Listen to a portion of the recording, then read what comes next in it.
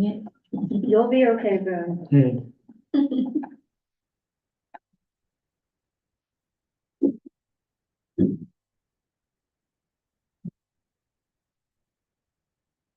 Okay, we're live streaming. All right. I'd like to call the special budget committee meeting on May 2nd, 2024 to order. And I'd like to begin with the land acknowledgement. The Altadena Library District acknowledges its presence on the traditional, ancestral, and unceded land of the Gabrielino Tonga peoples. Altadena is located on the stolen homelands of the Hahamonga tribal band. The traditional territory of the Gabrielino Tonga is referred to as Tovangar, which includes the areas currently known as the Los Angeles County, Riverside County, West San Bernardino County, parts of Orange County, as well as the 4 southern Channel Islands.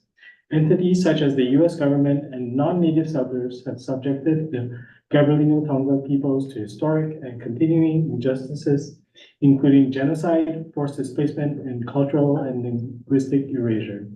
Altadena Library commits to learning, educating, and informing its staff and residents of present-day Altadena about the rich histories, vibrant communities, and culture of Gabrielino Tonga people, present and past, through our collection development resources and program offerings. All right, we'll start with a roll call. Camila? I'm here. Food, I'm here. And I guess we have a quorum. Do we have any need to reorder any of the items? Nope. Okay, I call for approval of the agenda. So moved. Seconded. All righty, and do we have any public comment? We do not, sir. We do not. All right. So now we go to the approval of the minutes for the meeting held on February 8th, 2024. So moved. Seconded. Yeah. And I guess, is there anything we need to remove from the consent calendar? No. No, so we don't have to do anything, right? Unfinished business, none. So we will go right into new business. So, Nikki or Yeah, Christy? I'll start us off.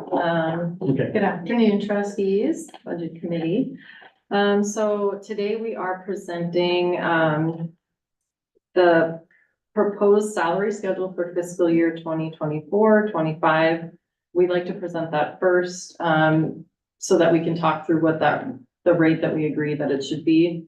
The following agenda item is the proposed budget, which does have the recommended 2.5%. But again, like if during the course of this conversation, we decide to make any change to that, that will be reflected in the next item. So I think with that, I will pass it over to Christy if you want to talk about some of the decision-making behind recommending a 2.5% COLA for this year.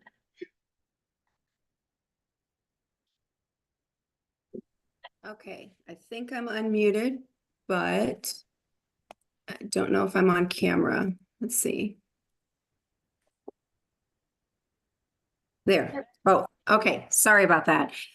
Yes, so we did look at several things for this. COLA, we'll start with COLA. The rates, it's the percentage that we usually look at is we use a 12-month calculation, and we looked at it in January. It was right around the 2.5% mark. I don't have the numbers in front of me. We looked at in February, we looked at in March. It's been increasing each month. However, it has been in the 2 to 3% range for the last several months. So given some of the other things in the budget and the fact that over the last couple of years, staff has received their normal step increases and larger COLA increases, the recommendation this year is to back off a little bit, and we're recommending a 2.5%. The board does not, the district doesn't have a specific policy that says I have to use this month, this rate. It's always been, let's just look at the circumstances, look at the budget. What do we feel like the district can endure and make a decision there? A couple years ago, the board wanted to increase it and give a 7% COLA. And I believe last year was 4%. So there's no real science behind it. It's more just a feeling that staff continue to receive their step increases. They're doing that, and we'll talk about a change that we're making there as well.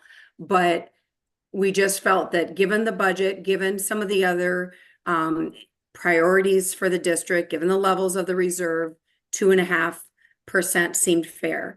I've been working with other clients. We even looked at what some of the other schools and organizations are doing, and it's people are scaling back. I just had a couple of other clients that did the same thing. They looked at what it's been over the last few months, and instead of rounding up, rounded down. But we're certainly open to other recommendations. I think the latest is showing 3.4. Last month it was 3%. So it is on the rise, and it's hard to know what it's going to do. I think it's been all over the place, but it's really what feeling the board has. I know one of the district's goals has been to retain staff, attract staff. So we certainly don't want you to approve something that you feel would be, disadvantageous to those goals. I don't know if you have other thoughts, Nikki. I can just say that people are being a little more conservative given the percentage of raises that have been occurring and increases over the last few years. Yeah, what I would also add is when we looked at the reserves, and you'll see as we do the next agenda item, we're gonna have to draw out of reserves this year to even give the 2.5%. One of the other things that we did make as a recommendation with the salary schedule is we added step 7 and 8 last year, I believe, and that was a 2.5% increase from going from step 6 to 7 and then 7 to 8. We are recommending to put that to 5%. We have several staff members that are already at step 6. And again, like in an effort to try to retain the staff that we do have. So that's another way that some staff are being compensated through the salary schedule by taking the last 2 steps up to 5% as well. So that is our recommendation. As you can see, fiscal impact would be almost $68,000 to give the 2.5% COLA increase, as well as bumping up step 7 and 8.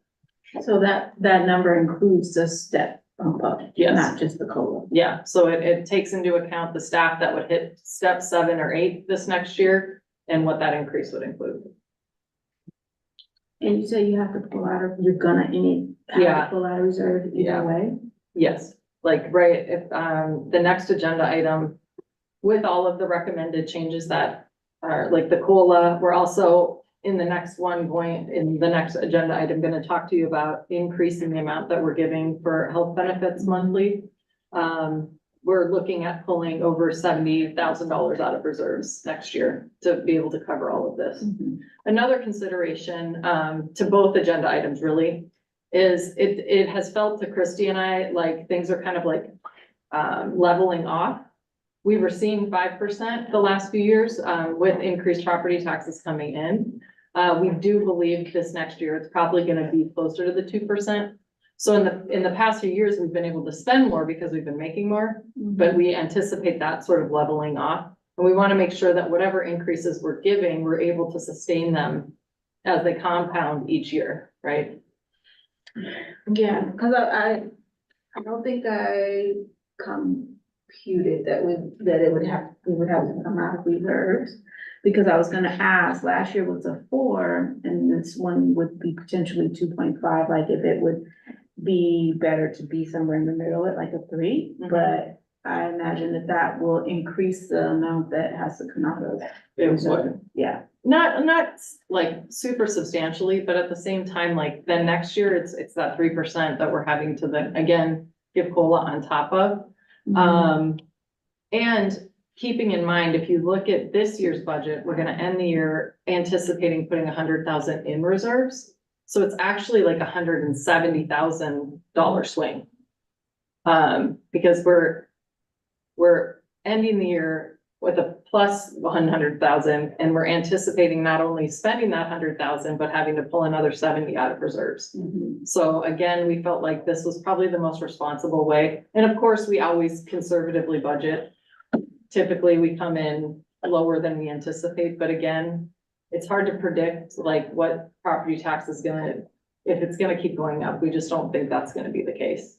Did I capture all that right, Christie? Yes, yeah, what you said was really good. And I think the other, just to add one more comment to that is every staff member, nobody's at their max. So given that other step piece, every employee will receive, with the acceptable performance evaluation, their 5% step in addition to the COLA. Now, their step increase occurs at their anniversary date. The COLA would occur, of course, right on July 1. But in addition to those items, Nikki alluded to the fact that we're recommending a increase in their health benefit package. So I think that evening it out and making sure that the things you're doing for the staff are in the right places is the other thing. The health allowance is a little lower than other organizations, other libraries, other entities in your area. So I think to do that is just as important. And then by scaling back a little bit on COLA, you're able to do that. As Nikki said, it's $170,000 swing, but there are other things that we've put in the budget that we're recommending. But I think that if you weren't doing those other two pieces, it wouldn't seem like a lot, but if you put all of it together, I think Nikki's done a really good job of trying to present things that will retain staff. I mean, I think the package as a whole is moving in the right direction. So I have a question. Do we need to vote on this first, or can we look at the totality of the package before we vote on this? I mean, I think we could table voting on this and come back Yes. to it. Would you? But it does make sense to vote in this order, because whatever Right. we agree to as the COLA would then impact the numbers to the second. Yep. So yeah, we could table it, I believe, right? Yeah. And then come back to it. Yeah, so I would like, do we need to vote on tabling it? Or can I just- Yeah, so just make a motion to Yes. come back to it. So I make a motion to table this till we complete the entirety of the budget discussion for the next budget. Second. Okay, and that's it. So then can we proceed to the next item? Yep. Which is also Nikki. I think I'll just turn it right That's over to the you, budget. Christie. Okay. Okay, And I'll add my points and then Nikki, you can chime in because there's certain factors I'm looking at and others that Nikki knows more about. But the point that Nikki has already made is we are conservatively budgeting revenue with a 2% increase. There aren't a lot of other items. You only get so much from fees. You're getting a little bit of grant reimbursement from the large California State Library grant. So that's helping fund some of the salaries in relation to the building project. So there's a little bit coming in there. You've got some other income. Last year, we were able to realize large increases for interest income. You'll note this year, we are not anticipating increases there. There may be some, but we don't know what's going to happen. I mean, I was expecting interest rates to decrease. They haven't. So there's a chance that they will. But to be conservative, we're only estimating an increase in property taxes. And again, on average, we've seen upwards of 5%, but I feel like some of it stabilized. There's not as much inventory out there. I don't want to make any guesses, but I'd rather come in above than build a budget that says we're going to get this and you don't get it.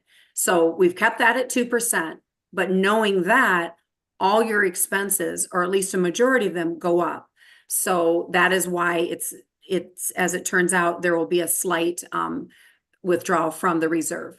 So salaries go up 15%. Part of that 15%. Why isn't it just 2.5 COLA and 5% step? Some of those occur earlier in the year. And there also were some positions that weren't filled last year. Those are filled, or people came into positions at higher rates than they were last year. So in total for salaries, it is a 15% increase over last year. Hourly is about 10% for some of the same reasons. One of them being that we have put in the budget for a full-time staff accountant. And I don't know if we've talked about that at a meeting yet, Nikki? We did. Yeah. We did? Okay, okay. Yeah. So yeah, it's been determined that that is a need, so that also has factored into this. So 13% increase overall, you need 277,000 just to fund your wages. Then you get to benefits. It was $1,100 a month per employee that they could use on medical, dental, vision. They now have up to 1,500, which is more competitive with other organizations. So I think that's an important benefit to offer to existing employees. And then also to those who, also to employees who you'd be attracting. So the vacant positions that were put in the budget, both for a facilities manager and this full-time staff accountant, the assumption was that they would utilize the entire 1,500. If for some reason they don't, you've got some savings there, but we always budget at the max for that. So budgeted increases there. Workers' compensation. You know, if you have any type of a claim or activity in the prior years, that goes up. So you see a large increase in line 17 for workers' compensation insurance this year. The CalPERS minimum. That is a calculation they do every couple of years. So we've budgeted that at the max, what they've told us, 256,400. There's a chance that that'll come in lower, given all the higher interest rates and the fact that we haven't had a lot of change in retirees in that pool or calculation. So there could be some savings there, but we're budgeting that at the max. So that's a 20% increase. We are recommending to the board to decrease the discretionary payment. So for FY24, the board agreed, because there were going to be dollars left that would have gone to the reserve, the board agreed to put a placeholder in for $225,000 to start paying down that liability. Now that transfer hasn't been made, and I believe we're taking it to the board during the next board meeting to decide if you want to make that transfer. And if you do we just put it in a separate account for class? Do we actually send it to CalPERS? How do you want to designate that? But regardless of that decision, we've put a placeholder in next year for $100,000. Didn't put it in quite as high, again, based on the budget and just the conservative budgeting for revenue. So now we've talked salaries and benefits, operating expenses.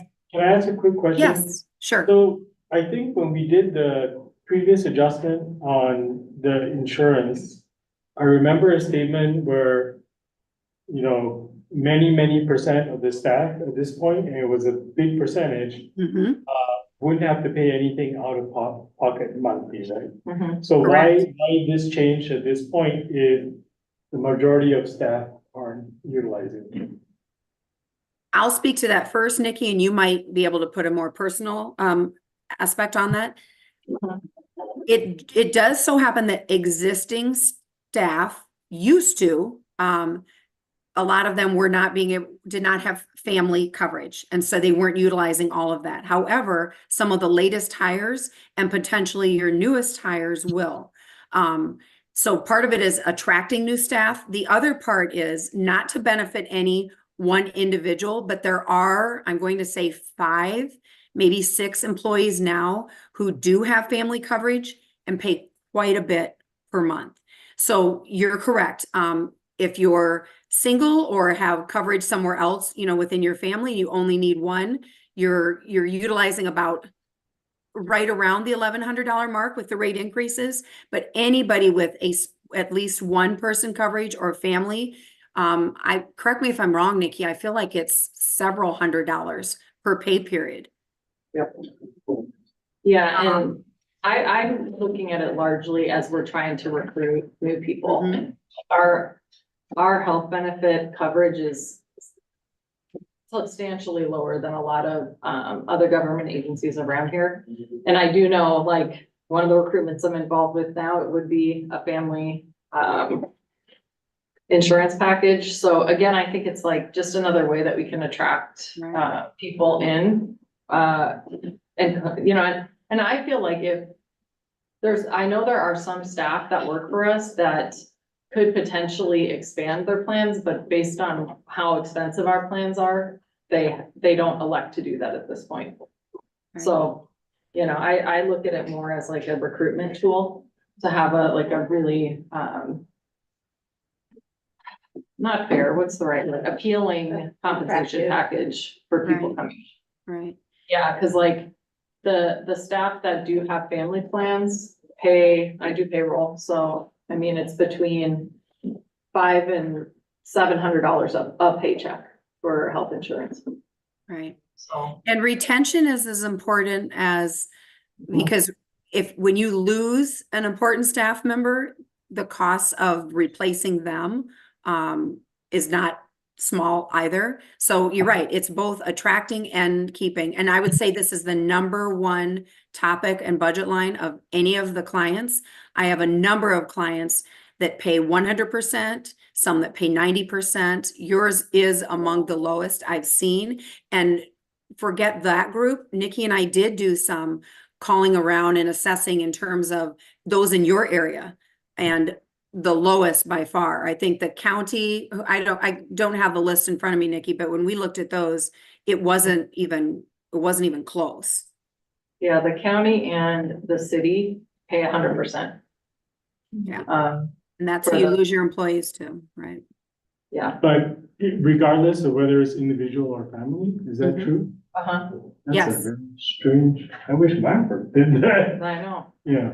Well, and Okay. another thing, and I'm not suggesting you do this, but that still keeps you off the edges, we do have organizations that say, okay, if you get up to 1,500, if you haven't utilized all of that, you're able to have that money put into other areas as well. So there's lots of different plans out there, things that are offered, but at this point, we feel it's retains the staff, but also keeps your budget in check.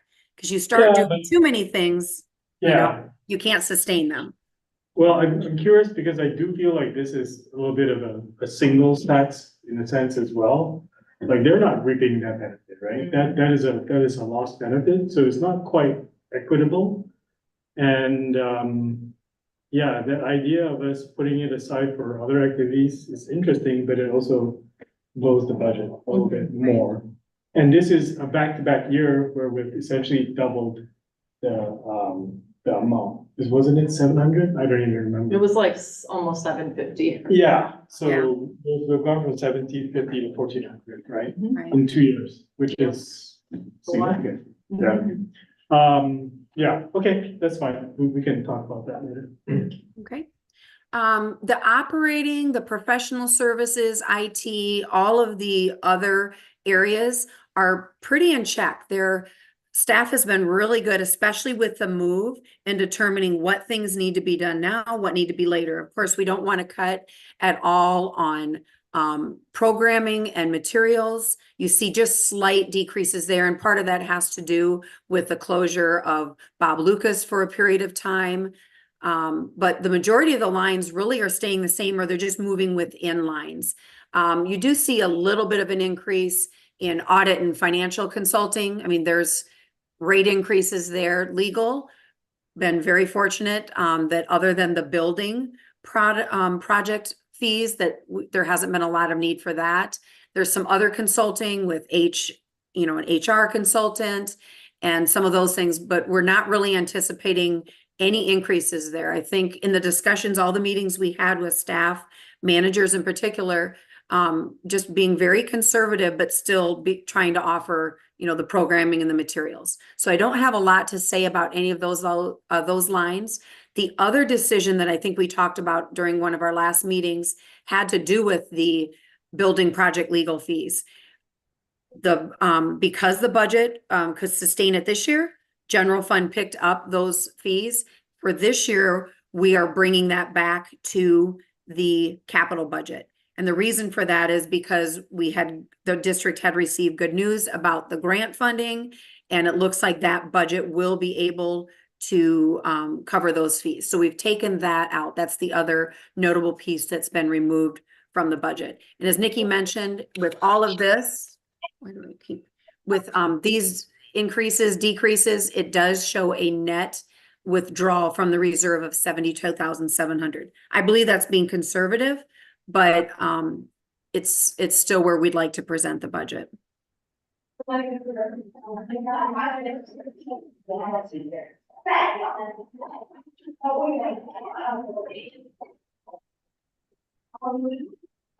any questions?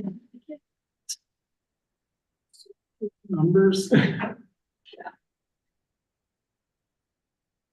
Ice cream everywhere. Yeah, there's not like a lot of changes this year, really. Can you, I may have missed it, but the 100,000 that has to come out, is that where is that? Why does the 100,000 also need to come out in addition to the increases for the COLA? Well, it's, so what we're saying is like, based on how we budgeted, what we are bringing in revenue and what we're anticipating to spend by the end of this year, we're gonna add 100,000 to reserves. Right, You know, so when we are projecting for next year, not only are we not gonna add 100,000, we're going to spend another 70. So it's like $170,000.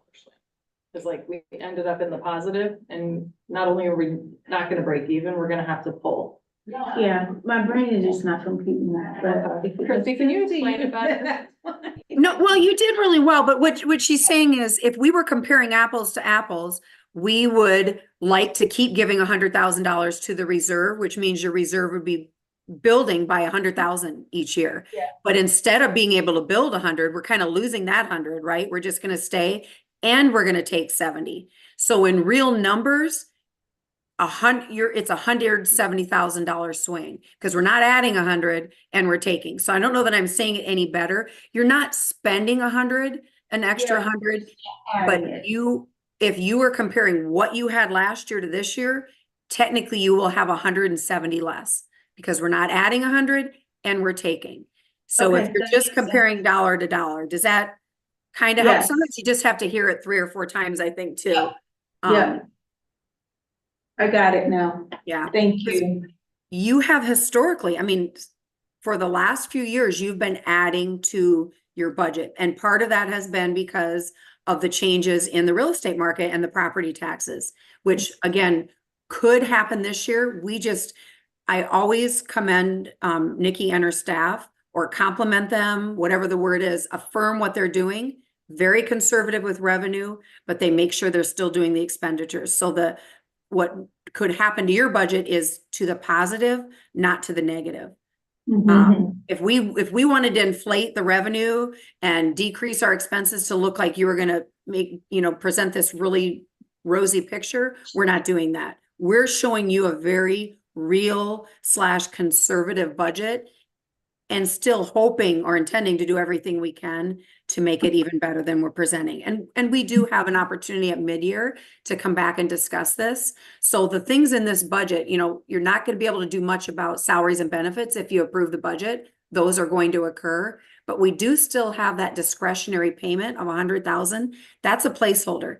If for some reason we get in the middle of the budget and you're not getting more property taxes and everything else is coming in as it is, you can decide to make that payment or not, which also would affect your reserve. So there is still a little bit of flexibility in the budget.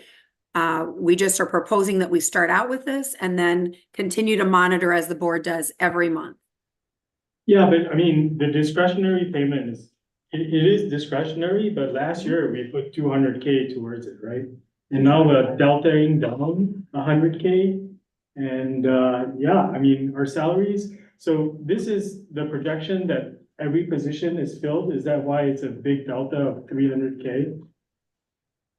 Yes, part of it is, I mean, to recruit staff, all staff don't start at step 1. And I think that we hired at least one position this year that in order to get the right candidate, we had to start a little bit higher, so that gave a little bit of an increase. I think we also added a staff member this year that wasn't in last year's budget for an IT, somebody to help David now that with all the different pieces going on. So both of those factors, in addition to the increases, are why it does appear to be a much larger number than it normally would.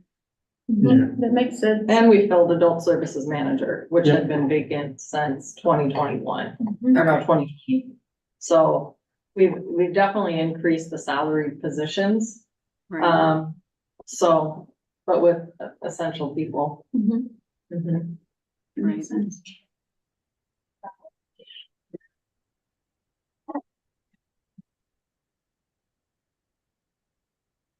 Yeah, I mean, it looks like everything else has essentially remained the same, right? So that's gonna be a big delta from last year to this year is whatever the salary delta is, Mhm. and then a little bit on the health insurance.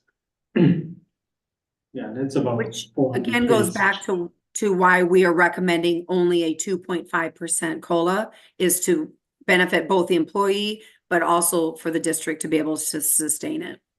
Mhm.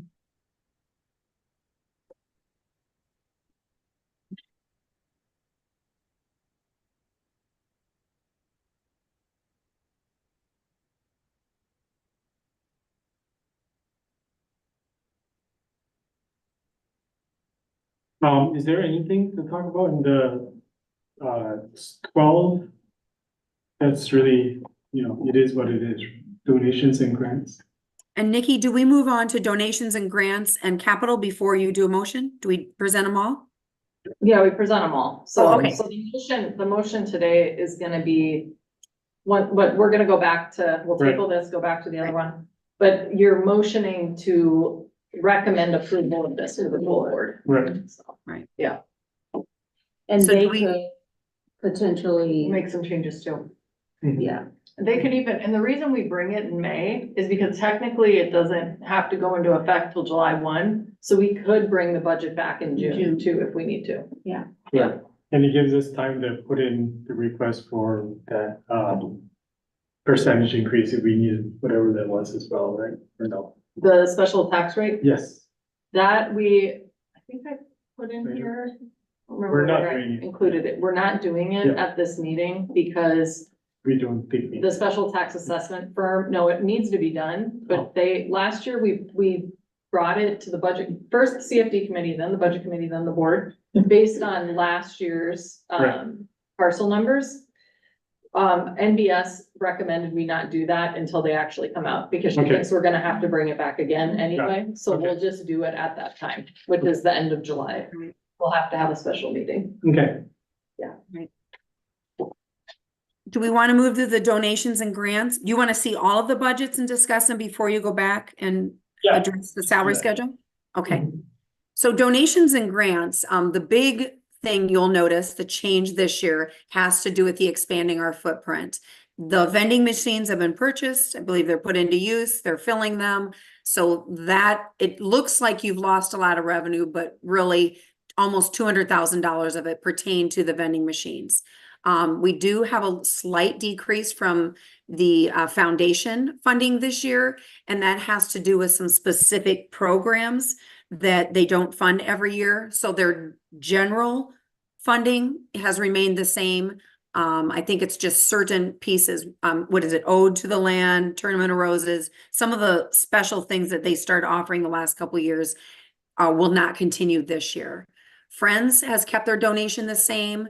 There are a couple of other items. Khalifa Stay and Play, lunch at the library, Zip Books. Those are grants that were added during the year, things that Ashley and her team were able to apply for and obtain. At this point in time, we don't know that those will be renewed. So to be conservative, we've not put them in the budget.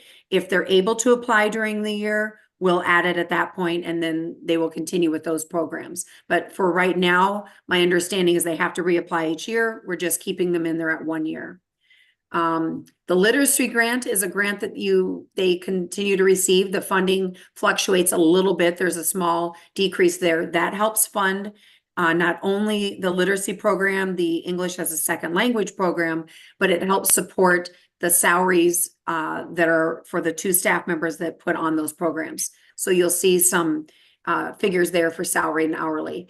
The other lines, staff and volunteer recognition, a little bit of a decrease. Those are events that Nikki is able to put on for her team and volunteers. Develop staff development and training as well. We're showing a little bit of a decrease there. I don't think there are major events that are planned. The lines that you see going away are your equipment, which has to do with the van, the vending machine, and the software for the vending machine. Those are no longer in your grant budget. Programming and materials, again, you'll see certain lines going away, but others increasing. The biggest ones have to do with the projects that I just talked about, the programs, stay and play, purchase suggestions, library of things. Those items, again, if she's able to apply and receive funding, we'll add them back in. But at this point in time, they've been removed from both revenue and expense for the grants. And the goal is always to spend every grant dollar during the year. So there's never a net revenue or an expense unless there's something odd, like we mentioned, the vending machine took a couple years to put into place. But for all of the grants that we have this year, it is anticipated that everything will be spent by June 30th of next year. So why the switch from, it looks like adult services and some of the programming took a hit, but there's an additional all ages line now? Is it just for Yes. flexibility? What's the? I'll speak to it and then I'll let Nikki tell me if I'm correct. This tells me how much I'm learning about your programming. After working with Ashley, what I've learned is that even though the foundation and friends give you this blanket money and it's kind of general, do what you want with it, they also, it used to be pretty general, but it sounds like now what they're doing is promoting certain programming. So they try to use those funds for certain things, and then other items have to be picked up by general fund. So it's usually just a reallocation of what they're doing. So last year, a lot more of the adult services programming was grant funded. This year, some of that will be funded by general fund, and those grant dollars will be used toward other areas. Yeah, I can't tell looking at this spreadsheet, but some of that all ages money may be, like coming from California state grants. So like lunch at the library, I'm not sure if that one is technically allocated to youth services, but like, as you can see, that's a $15,000 budget. Oh, no, it's a separate line. Yeah. I know we had an all ages line in general fund and it wasn't in donations and grants previously, which is why it was showing not funded. But there are definitely programs like, for example, what's an all ages? Like if we do a movie night at the library type of thing, like taiko drumming, there's certain things that are meant for the whole family. Yeah, So it's just in making sure that this line wasn't included last year. We want to make sure that some of the allocation is to all ages programming. okay. So like even within like adult services, for example, we have an internal spreadsheet that Ashley's worked with Christy on that allocates a certain amount for a second Saturday, a certain amount. So like all of these buckets are budgeted very specifically. So if it's 12,000 for that, that's money that the team has planned to spend on all ages programming. It's just showing 0 because in the past we didn't have it as a separate line on donations and grants. Right. Okay.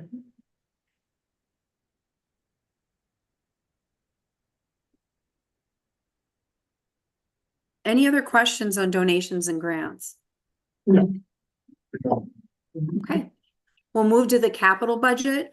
For this budget, we are the only revenue coming in on an annual basis right now is interest income.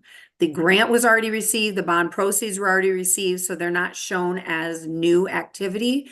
So you've got a little bit of revenue coming in, we're budgeting the expenses, and then anything that can't be paid for with interest is where we start spending down the bond proceeds and the grant proceeds. Now, this budget was put together with a newly revised timeline in working with Jennifer Pearson, your project manager for the building projects. So you'll see project management costs go up a little bit as we really start to get into the main library activity. Again, we've budgeted legal fees back in this budget, not in general fund, a little bit of staff and accounting time. Those expenses are able to be paid for by the grant. And then you'll see the Bob Lucas Memorial, that has to do with not only, now that the planning's done, construction will be beginning. So a good majority of that are construction costs. Where you see the main library activity increase, and that has to do with more of the planning, architect, design, project management, all of those costs. Because I don't know that much construction will occur before the end of that fiscal year, next fiscal year. I think we've got a few months budgeted. But this year, because of all the delays for permitting and certain things, the only project that's really taken off is the Bob Lucas. And I believe that's just now getting into the construction phase. For main library, it's been just really the initial stuff. So next year, you're going to see a large increase in expenses and starting to utilize those bond and grant proceeds that you've already received and are invested. So am I crazy? Like, are we really spending $3.5 million on Maine before doing anything? It just seems crazy that Bob is $3 million and Maine is 3.5 next year. Between design, architectural design, capital project management, permitting. Yeah, probably. Yeah, I did. I think it just because- seems shocking. Yeah, I'm sorry, is construction, the way I saw it in Jennifer, the timeline was April, I believe, of next year. Yeah, Is we'll that actually correct? start the project too. Yeah, no way. Will we actually start something? in April? that's the plan, is she really believes Bob Lucas will be done in 12 months. So I think she's hoping to kick off Maine like in April or May of next year. Right. Oh, And Okay. and she's usually the pessimist between the two of us, so Right. I believe her. all right. I keep saying it's about to get interesting. I mean, No, we had a It's gonna be- golden shot. It's already interesting.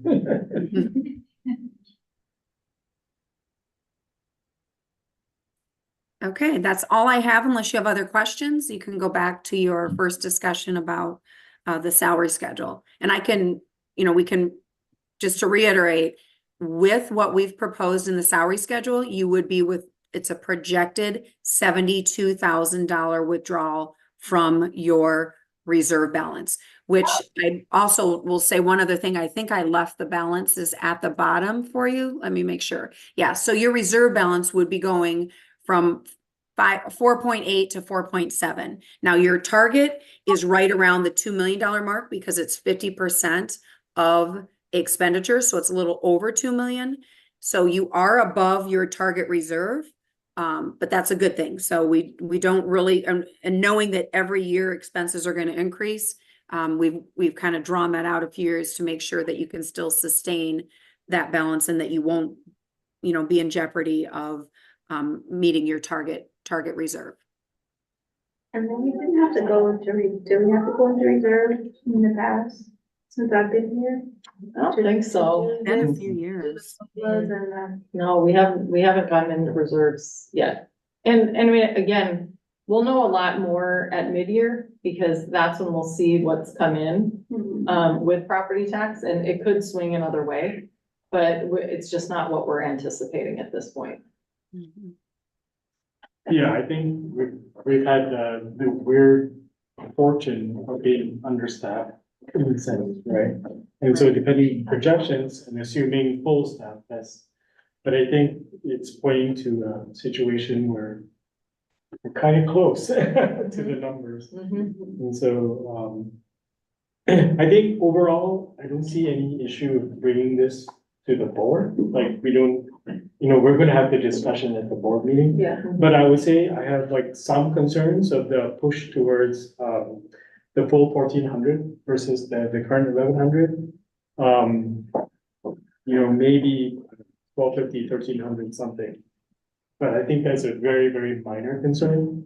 The COLA adjustment, I think 2.5 is totally fine. That's about what it is.